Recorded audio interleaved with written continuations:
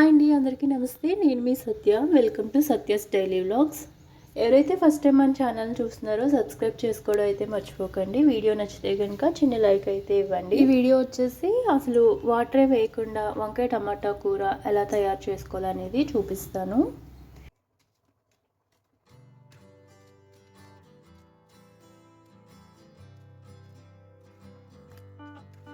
ముందుగా వంకాయల్ని ముక్కలుగా కట్ చేసుకొని సాల్ట్ వాటర్లో అయితే వేసేసుకోవాలి. తర్వాత ఉల్లిపాయలు టమాటాలు కట్ చేసేసుకుంటున్నాను.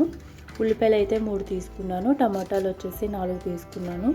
ఎందుకంటే ఈ కూరకి టమాటాలు ఎక్కువగా ఉంటేనే టేస్ట్ బాగుంటుంది.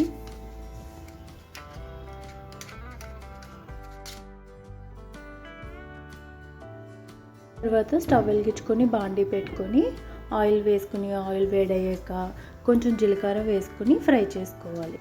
జీలకర్ర వేసుకుంటే టేస్ట్ అనేది బాగుంటుంది. అలాగే కట్ చేసి పెట్టుకున్న పచ్చిమిర్చి ముక్కలు కూడా ఫ్రై చేసుకోవాలి. ఒక 2 సెకండ్స్ ఫ్రై చేసుకుంటే సరిపోతుంది.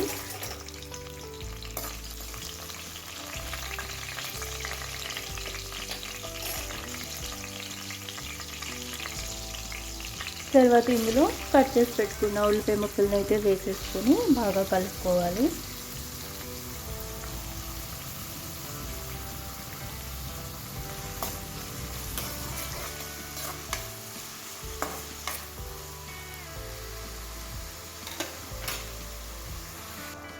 ఇప్పుడు ఇందులోనే కొంచెం కరివేపాకు అలాగే కొంచెం సాల్ట్ వేసుకొని ఒకసారి బాగా కలుపుకొని ఉల్లిపాయలు బ్రౌన్ షేడ్ వచ్చేంత వరకు ఫ్రై చేసుకోవాలి.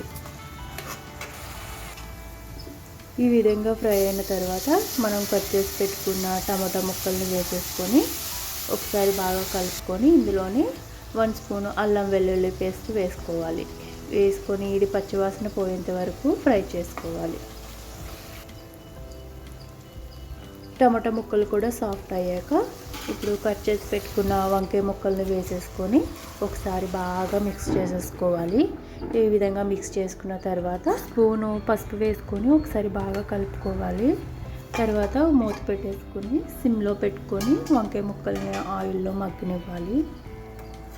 చూడండి, వంకాయ ముక్కలు అయితే బాగా మగ్గిపోయాయి. ఇందులోనే 1 స్పూన్ కారం, 1 స్పూన్ ధనియా పౌడర్ అలాగే 1/2 స్పూన్ గరం మసాలా వేసుకొని బాగా కలిపేసుకొని ఇంకా దగ్గర కారం ధనియా పౌడర్ వేసిన క్లిప్ అయితే మిస్ అయింది.